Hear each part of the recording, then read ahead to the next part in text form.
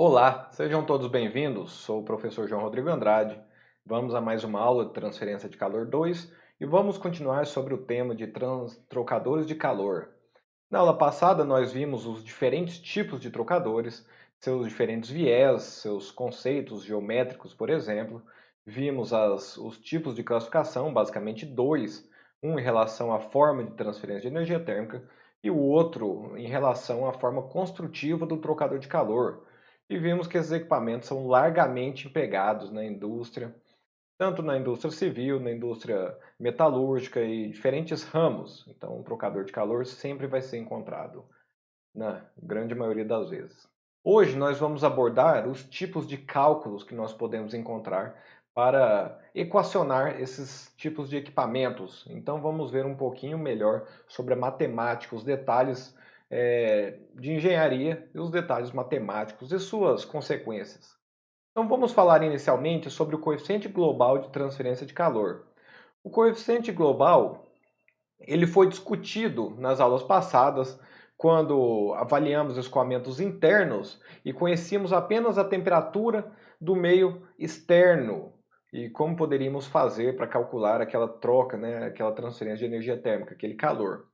Então, nós empregamos o coeficiente global de transferência de calor. E ele, para análise de trocadores de calor, é de grande importância, é fundamental. Então, o coeficiente global de troca de calor ele é uma maneira, como diz aqui, uma maneira de sintetizar as diferentes resistências térmicas equivalentes. Então, nós conhecemos o fluido interno, também conhecemos os detalhes do escoamento externo. Então, como podemos calcular, dimensionar essa troca de energia térmica entre esses dois meios através do coeficiente global de transferência de calor? Então, este coeficiente ele vai levar em consideração basicamente, três resistências. A resistência de convecção entre o fluido externo e a parede, a resistência de condução através da parede e a resistência interna de convecção.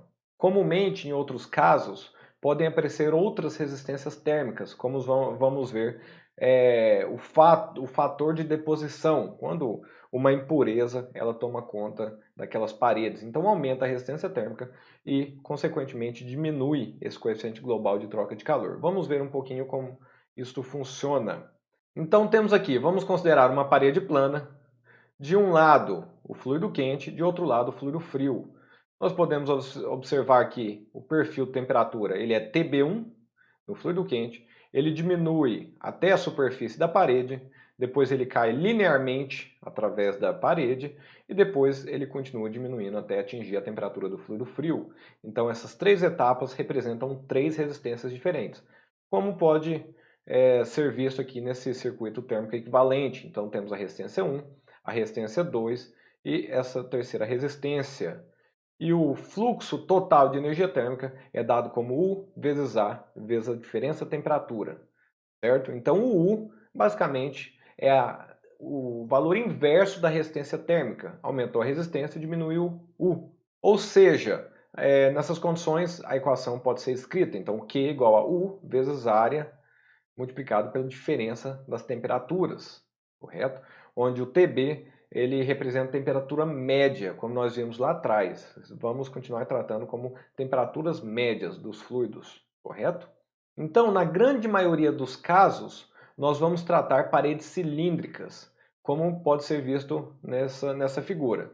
Então, há um fluido interno, há uma parede cilíndrica e um fluido externo. Então, as equações para esse tipo de transferência têm que ser calculadas através de coordenadas cilíndricas. Então temos aqui a resistência, perdão, o raio 1, raio interno, o raio 2, raio externo, a temperatura interna, o H interno, temperatura externa e o H externo. Outro detalhe, o maior detalhe, observando a mesma figura, pode ser visto aqui. Então nós vimos aqui, esse aqui é um escoamento através de um trocador de calor duplo tubo, tem um tubo externo, um tubo interno. Então, neste caso, o fluido quente está fluindo internamente, o fluido frio externamente, certo? Neste anel. E aqui podemos ver detalhes sobre a transferência da energia térmica e também sobre a variação da temperatura. Então temos aqui a resistência, é formada por uma resistência interna à convecção, é 1 sobre HI vezes a área I, uma resistência da parede e uma resistência externa, 1 sobre HO vezes AO, O de outside, correto? E I de inside.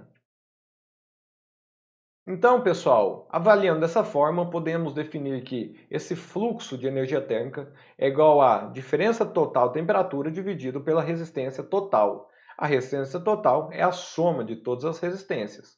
E a diferença total de temperatura é a temperatura do fluido interno menos a temperatura do fluido externo. Pessoal, então é comum adotarmos algumas simplificações, como por exemplo, consideramos que a resistência térmica da condução na parede do tubo é desprezível. O que quer dizer?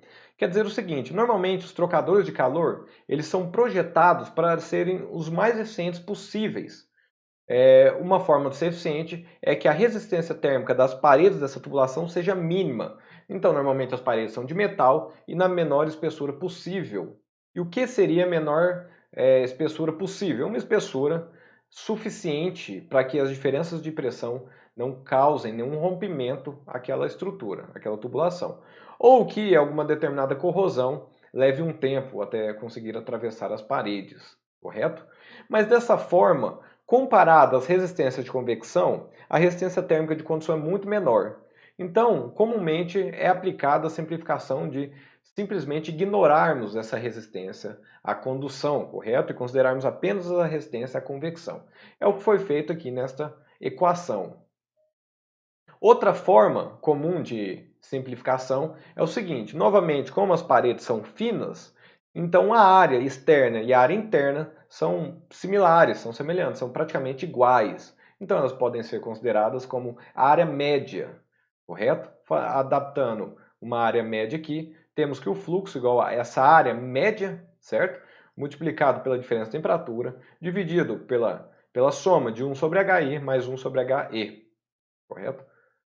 Neste caso aqui, ele é de externo, então há uma variação aqui entre a nomenclatura americana, na língua inglesa e na língua portuguesa, certo?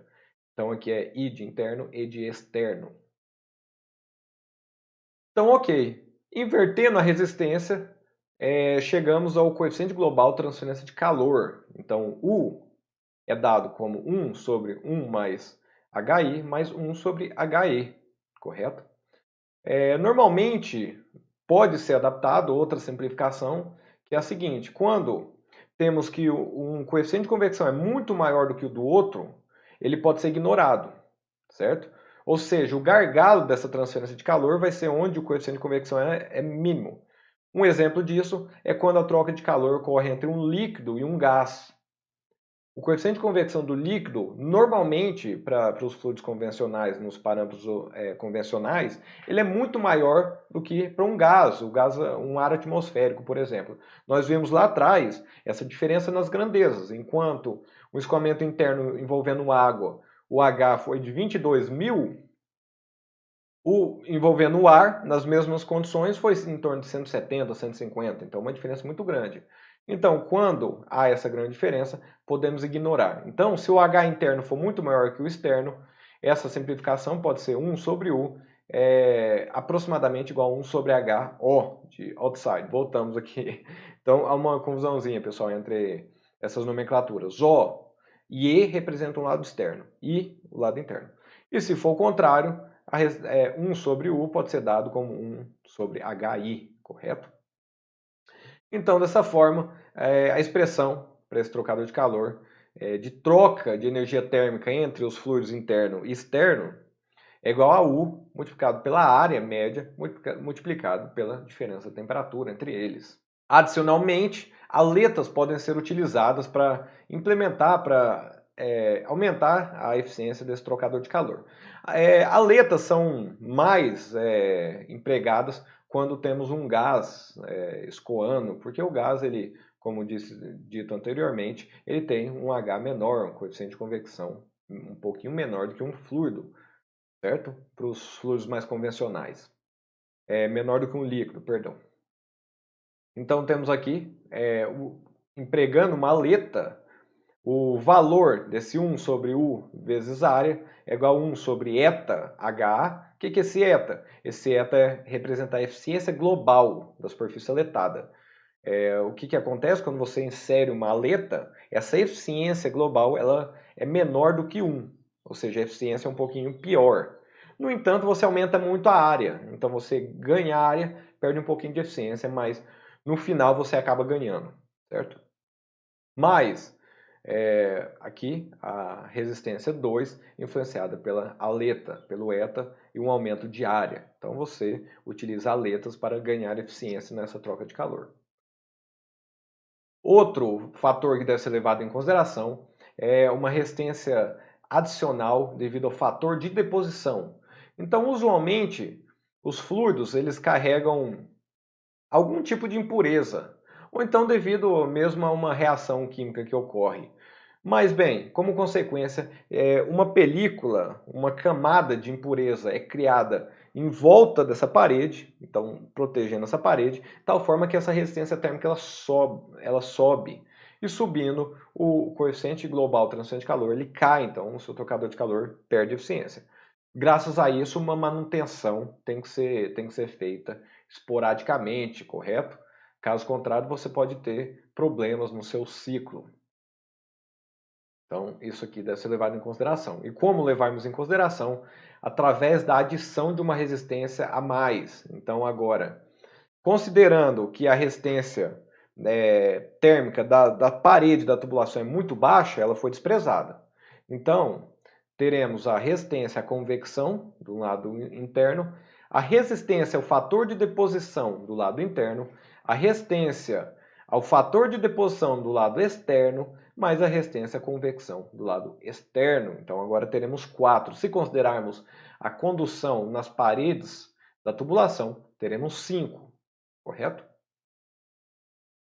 Então dessa forma podemos encontrar esse coeficiente global de transferência de calor, que é dado em função da área do seu trocador de calor e também dos parâmetros do escoamento. Então, devido a isso, um fornecedor, uma empresa que vende trocadores de calor, eles não podem te indicar qual é o U, qual é o coeficiente global de transferência de calor. Por que não? Porque depende da sua aplicação. Então você vai comprar um trocador de calor, ele vai vir com as informações sobre a geometria e sobre o material, e a partir daquelas informações, dada a sua aplicação, você vai lá e faz os cálculos necessários e chega até o coeficiente global de transferência de calor. E com esse coeficiente, você consegue calcular as trocas térmicas. Agora vamos aos cálculos térmicos de troca de calor. Então definimos o coeficiente global de transferência de calor e vamos agora analisar o trocador de calor de tubos concêntricos, de duplo tubo, certo? Por quê? Porque ele é o mais simples. Então nós conseguimos elaborar equações mais facilmente e a partir dessas relações podemos extrapolar para outros tipos de trocadores de calor. Então, podemos relacionar as taxas de troca de energia térmica a algumas grandezas, tais como temperatura de entrada e saída dos fluidos, o coeficiente global de transferência de calor e a área de contato, correto? Então, como vamos relacionar essas variáveis? Nós vimos duas condições térmicas para escoamentos internos, o de fluxo de calor constante na superfície e a de temperatura superficial constante na superfície. Para trocador de calor, nenhuma dessas duas elas funcionam para a gente, mas ainda bem que elas fornecem alguns parâmetros importantes que vão nos ajudar a chegar nas relações, felizmente.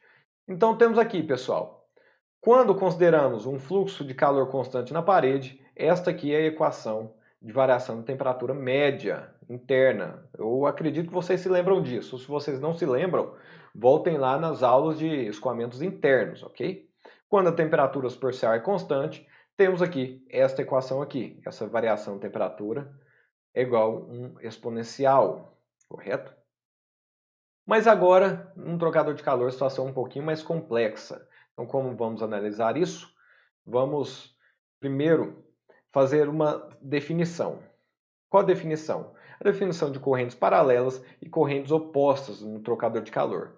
Correntes paralelas é quando os dois fluidos estão escoando na mesma direção. Os dois saem, por exemplo, do lado esquerdo e vão para o lado direito, correto? Eles entram na mesma região e saem na mesma região. Correntes opostas é quando os fluidos eles estão em escoamentos cruzados, eles estão em direções inversas. Um fluido ele entra pela esquerda e sai pela direita, e o outro entra pela direita e sai pela esquerda. Então, são dois tipos de condições que podemos encontrar, correto? Nós podemos notar que as condições geométricas dos trocadores de calor são exatamente iguais, no entanto, o que mudou foi a direção dos fluxos. Pessoal, essa aqui é uma representação de um trocador de calor tubo duplo, certo? Esse aqui é um corte. Então vamos lá. O que acontece com o trocador de calor de correntes paralelas? É o seguinte, nós podemos notar aqui que este aqui é o fluido quente, a temperatura do fluido quente, a temperatura do fluido frio, e aqui é o sentido, né? É a distância. O fluido quente e o frio, eles entram num de corrente paralela no mesmo lado, correto? Então vamos supor que aqui é L, eles estão entrando aqui pelo lado esquerdo. O fluido quente ele entra a uma alta temperatura e o fluido frio a uma baixa temperatura, certo? Então TQE é temperatura quente de entrada e TFE, temperatura fria de entrada. À medida que os dois fluidos eles vão se movendo, há uma troca de energia térmica entre eles. Então, o fluido quente fornece energia térmica para o fluido frio. Então, o fluido quente ele diminui sua temperatura e o fluido frio aumenta a sua temperatura. Então, o fluido quente ele perde temperatura, então ele diminui sua temperatura, e o fluido frio ele ganha temperatura. Então, ele aumenta a sua temperatura, certo?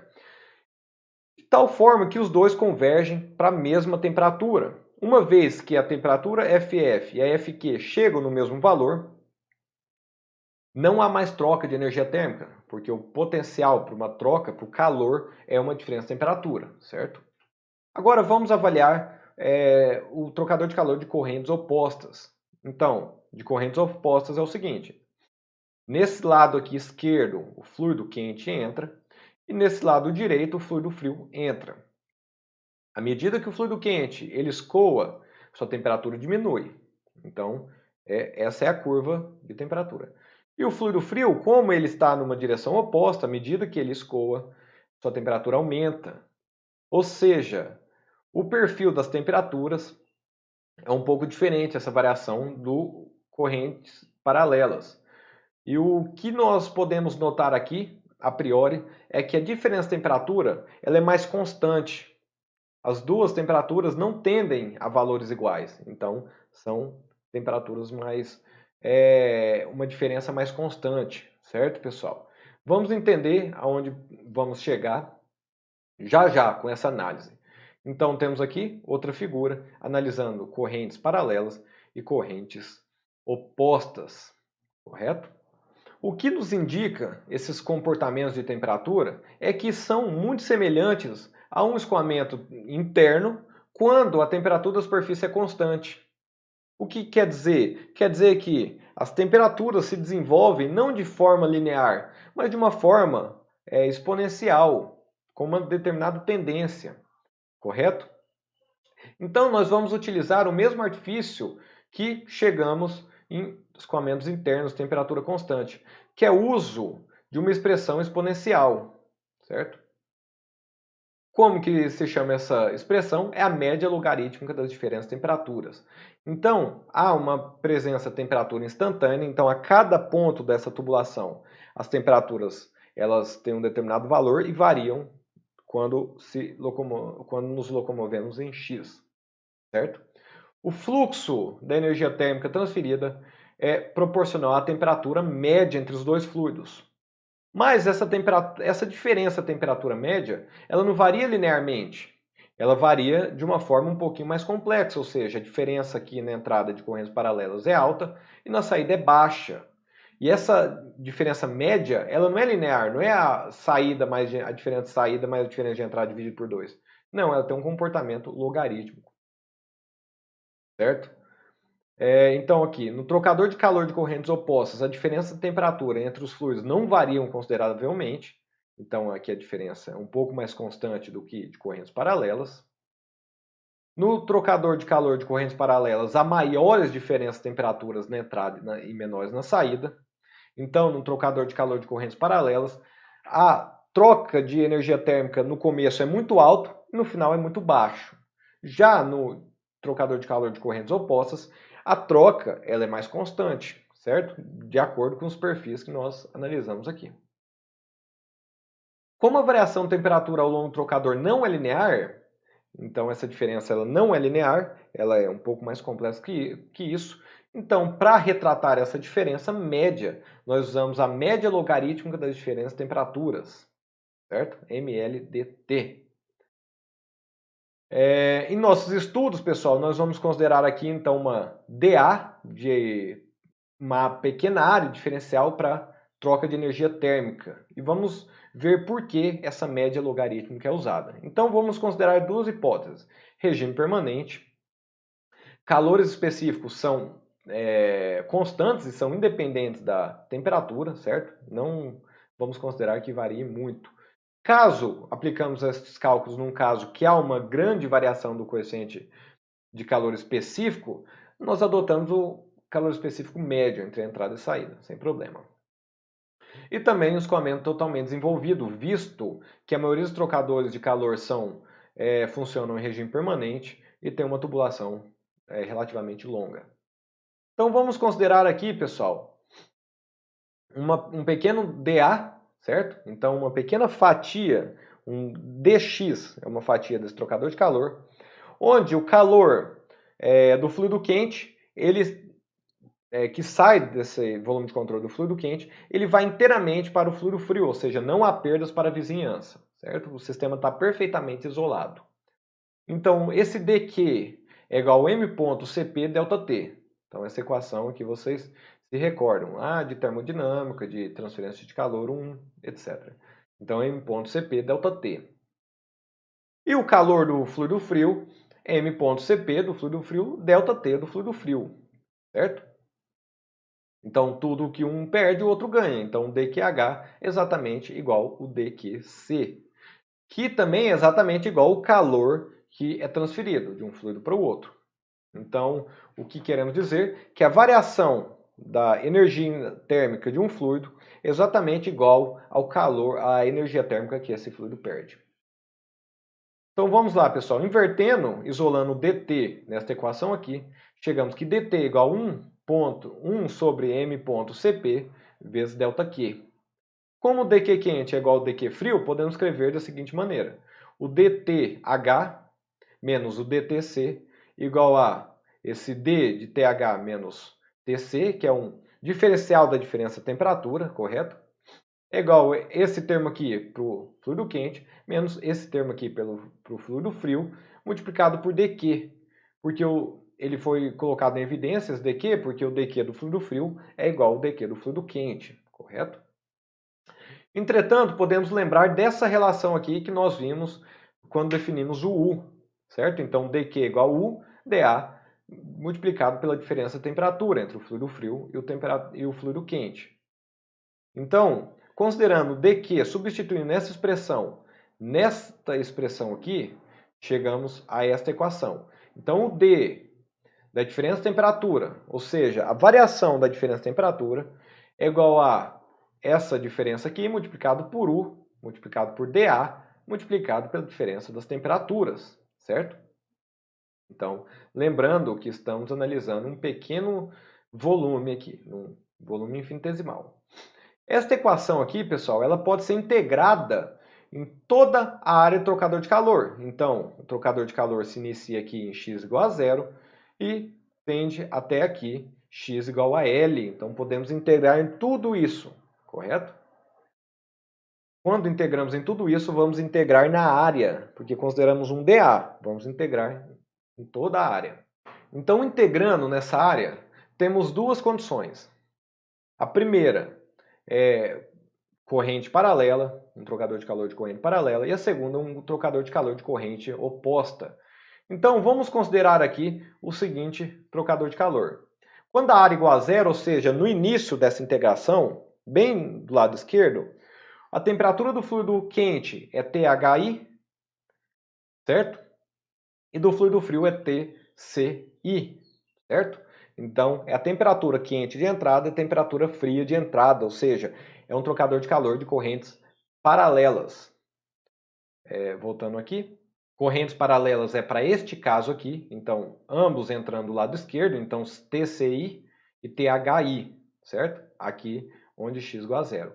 E a saída é a TCO e THO. Então, para a área igual a zero, essas são as condições de contorno. E para a área igual a área, né? A igual a A, que é a área total, temos que a temperatura do fluido quente é THO de saída e TF, TCO de fluido frio de saída, né? Então, está em inglês aqui. Então, cool outside. Certo? Então, fazendo esta integração, integrando esta equação com essas condições aqui, esses limites de integração, chegamos na seguinte expressão, pessoal. Ln de THO menos TCO, que é a diferença de temperatura na saída, certo? A diferença de temperatura entre os dois fluidos na saída, dividido pela diferença de temperaturas dos dois fluidos na entrada, é igual a 1 sobre m.cp do fluido quente menos 1 sobre m.cp do fluido frio, multiplicado por U vezes a área, certo? Nós podemos lembrar que uma expressão da primeira lei da termodinâmica para cada uma das correntes é Q igual a m.cp, TO menos TI.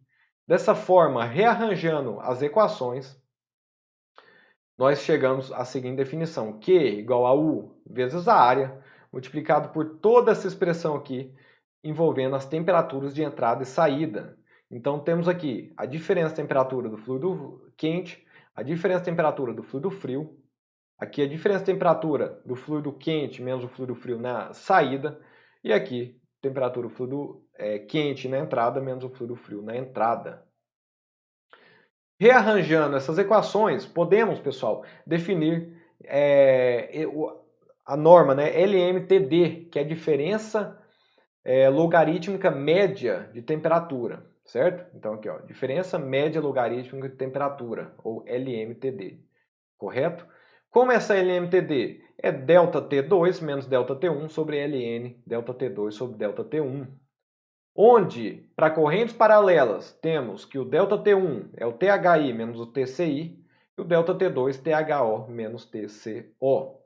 Se formos utilizar um trocador de calor com correntes opostas ou cruzadas, o ΔT1 é diferente, é THI menos TCO, e o ΔT2 é THO menos TCI, correto?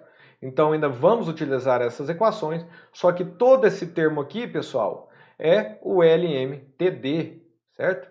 Então isso aqui é a média logarítmica das diferentes temperaturas. Então, nós integramos e chegamos nas equações para um trocador de calor de correntes paralelas, mas apenas invertendo essas diferenças, podemos também aplicar para correntes opostas. Então, resumindo, o fluxo de energia térmica entre os dois fluidos é dado por menos U multiplicado pela área, multiplicado pelo LMTD. Certo? O que é o LMTD? É ΔT2 menos ΔT1 sobre Ln de ΔT2 dividido por ΔT1. Correto, pessoal? E o que é ΔT2 e ΔT1? Para correntes paralelas, ΔT2 é o THI menos TCI, que é a temperatura quente na entrada menos a temperatura fria na entrada. ΔT2, TH na saída, temperatura quente na saída menos temperatura fria na saída. Isso para correntes paralelas. Certo? Para correntes opostas, o ΔT2 e o ΔT1 são dados por essas equações aqui, certo? Então invertemos essas temperaturas para os cálculos e podemos aplicar para os dois tipos de trocadores de calor. Então temos aqui uma variação novamente, uma variação das temperaturas para correntes paralelas, correntes opostas. E aqui, pessoal, um caso especial, quando um dos fluidos está condensando ou evaporando. Então, um dos fluidos varia a sua temperatura e o outro mantém constante. E para este caso também, esta norma aqui, ela pode ser utilizada, certo? Então, bastaríamos ver Se é corrente paralela ou oposta, mas no fundo as duas serão a mesma coisa, mas a aplicação ela pode ser utilizada. Então temos aqui, por exemplo, a diferença das temperaturas na entrada é essa diferença aqui. A diferença das temperaturas na saída é uma diferença baixa. Pessoal, então nós encontramos as equações para o tipo mais simples trocador de calor, um duplo tubo. E se formos utilizar um trocador de calor um pouquinho mais complexo, um com vários passos, por exemplo, do tipo casco e tubo, neste caso, vamos poder utilizar as mesmas equações com uma pequena diferença, um pequeno fator. Então, supondo aqui uma figura com vários tubos, um tipo casco e tubo, onde um fluido ele passa pela carcaça, pelo casco, e o outro fluido passa pelos tubos, correto? Então, um dos fluidos ele vai passar aqui por fora no casco e o outro fluido vai passar aqui por dentro nos tubos. Então, podemos ver que tanto um quanto o outro pode estar submetido a vários passes. Então, aqui, neste caso aqui, o fluido que passa pelo casco, ele entra por aqui, atravessa todo o trocador de calor e sai por aqui, passando apenas por um passe. Já o fluido que passa na tubulação, ele entra por aqui, dá uma voltinha aqui, volta, percorre um caminho similar. Então ele dá dois passes, certo? Agora aqui, dois passes no casco. O fluido entra por aqui, passa aqui e volta. E quatro passes nos tubos. Então, um, dois, três, quatro. Então essa é uma maneira de contarmos quantos passes. E o que isso influencia? Influencia na área de contato, certo? Então, vai variar um pouquinho as diferenças de temperaturas na entrada e na saída, mas a área de contato ela aumenta. Então, é um princípio muito parecido com uma aleta. Você perde um pouquinho a eficiência na diferença de temperatura, porém você ganha muito em área, certo? Então, como podemos calcular através do equacionamento que encontramos? Pessoal, é o seguinte, nós vamos alterar essa média de temperatura. Essa é a LMTD, certo? Então temos aqui, voltando, né, o que é LMTD? LMTD é a média logarítmica das diferentes temperaturas. Então, ela é dada por esse valor aqui, ΔT2 menos ΔT1, dividido por Ln ΔT2 sobre ΔT1. Então, vamos calcular, primeiramente, esta média, certo? LMTD, como se esse trocador de calor fosse um de duplo tubo. Calculou? Beleza. Vamos chamar essa diferença de temperatura de ΔT LMCF, certo? Então, esse CF aqui representa duplo tubo, certo? Ou trocadores concêntricos. E vamos multiplicar por um fator F, certo? Que é um fator de correção. Então, multiplicado pelo fator F, chegamos à diferença média de temperatura, logaritmo, certo? Para um trocador de calor mais complexo, certo? E como calculamos esse F? É o seguinte, esse F é sempre igual ou menor do que 1. Para seu cálculo, devemos encontrar duas variáveis, a variável P e a variável R. A variável P é dado como T de saída, T minúsculo. O que é minúsculo? Minúsculo se refere aos termos do tubo. Então, a temperatura do fluido que passa pelo tubo na saída, menos a temperatura que passa pelo tubo na entrada, dividido pela temperatura por T maiúsculo. E T maiúsculo é a temperatura do fluido que passa por fora, no casco, na entrada, e menos a temperatura do tubo e também de entrada. Então, com isso, calculamos P. E R? R é a temperatura do casco na entrada, menos a temperatura do fluido que passa no casco na saída, dividido pela temperatura do tubo na saída, menos a temperatura do tubo na entrada, certo? Então, conhecendo as temperaturas dos fluidos de saída e de entrada, podemos calcular o P e o R, ou seja, esse método, ele exige que conhecemos essas temperaturas, certo? E uma vez que calculamos o P e o R, através de um diagrama, nós vamos calcular o valor de F. Então vamos lá, pessoal. Temos um trocador de calor com 4 passos nos tubos e 2 passos nos cascos. Então vamos pegar aqui um diagrama envolvendo o R, certo? O R aqui. E o P e o F. para esse tipo trocador de calor. Então podemos ver aqui uma miniatura do desenho. Então a temperatura do casco de entrada, de saída, temperatura do tubo de entrada e de saída. Calculamos o P, calculamos o R. Então, pessoal, vamos aqui, ó. Eu marquei aqui, destaquei para o primeiro tipo de trocador de calor. Calculamos o valor de P, certo? Então o valor de P é aproximadamente 0,35, por exemplo.